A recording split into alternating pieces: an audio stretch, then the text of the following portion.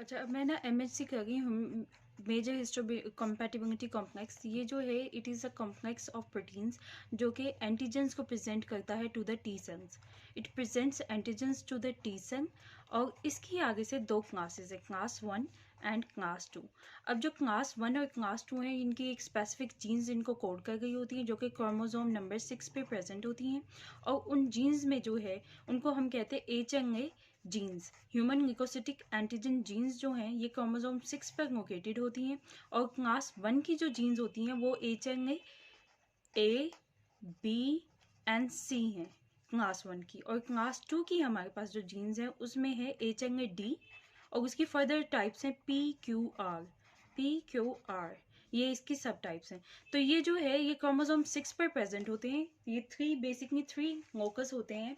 Class 1 के लिए जो है यहाँ पे प्रेजेंट है जो कि ABC, HLA ABC को कोड कर रहे हैं। क्लास 2 के लिए जो है DPQR हैं यहाँ पे। और इन दोनों के बीच में क्लास 3 भी है। क्लास 3 किस चीज़ के लिए कोड कर रही होती है? हमारे पास टिश्यू नेक्रोसिस फैक्टर्स के लिए, लिम्फोटॉक्सिन्स के लिए, इसके अलावा जो है दो साइटोकिन C2 एंड C4 के लिए। तो ये जो है ये complete coding on the chromosome number 6 पे होती है।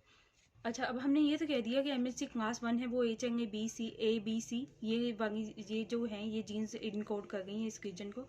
तो जो अब एमएससी क्लास 1 है वो बेसिकली है क्या? एमएससी क्लास 1 जो है ये ऑलमोस्ट ऑल सेल्स पर प्रेजेंट होती है। सब सेल्स के सरफेस पे प्रेजेंट है, ऑल सेल्स पे। अच्छा, अब जो एमएससी 1 जो क्लास है वो ऑल द सेल्स पे वो प्रेजेंट होती है। इसमें क्या होता है कि जो नॉर्मल प्रोसेस है वो ये होता है कि कोई भी फॉरेन पैथोजन हो आया विद इन द सेल, उसको टेक अप किया सेल ने और उसकी प्रोसेसिंग सब कुछ हुई।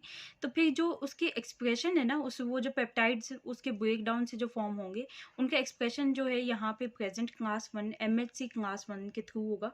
एमएचसी 1 जो है उसको प्रोसेस करके on the surface of cell करेगी और फिर एसोसिएट करेगी with the CD8 cells. CD8 T cells जो हैं उनके साथ एसोसिएट करके उसको प्रेजेंट करेगी। वो जो पेप्टाइड यहाँ पे बना है उसको प्रेजेंट करेगी ऑन द सरफेस ऑफ सन CD8 के साथ। अच्छा, अब इसके दो रीजन होते हैं, एक कांस्टेंट रीजन है जिससे ये CD8 से बाइंड करेगी और एक वेरिएबल रीजन है जिससे ये पेप्टाइड से बाइंड करेगी और उसको प्रेजेंट करेगी। वेरिएबल रीजन पे ये पेप्टाइड से बाइंड करके उसको प्रेजेंट करती है to the T cell CD8 T cell, ठीक है। और फिर उसकी जो है साइटोटॉक्सिक टी सेल एक्टिवेट होगा as a result of this home process. और ये एमएचसी क्लास 1 का रोल होता है कि to present the peptide, the foreign peptide जो भी है। अच्छा, अब इसमें जो है ना हमारे पास इसका एक तो कांस्टेंट और वेरिएबल रीजन हो गया। इसके अलावा हैवी चेन, ऑब्वियसली ये एक हैवी चेन है with the non covalently bounded जो है बीटा 2 माइक्रोग्लोबुलिन। ये हैवी चेन है that is encoded by HLA का लोकस। और बीटा 2 है जो इसका क्रोमोसोम कुछ और होता है। तो ये एक इसका स्ट्रक्चर है कि heavy chain with non covalently binded beta 2 microglobulin है। अच्छा, अब एमएचसी क्लास 2 की जब बात करें, एमएचसी क्लास 2 इसमें क्या होता है हमारे पास कि ये सिर्फ antigen presenting cells, macrophage, dendritic cells और इसके अलावा B cells, macrophage, dendritic cells and B cells पे ये प्रेजेंट होते हैं। ये जो एमएचसी क्लास 2 है और ये प्रेजेंट करता है टू द CD4 सेल्स।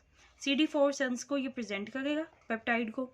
और इसके कांस्टेंट रीजन, इसका भी ऐसे होता है, कांस्टेंट रीजन हैवी चेन है, दो हैवी चेन है, एक अल्फा बीटा, और ये नॉन कोवेलेंटली बाउंडेड होती हैं।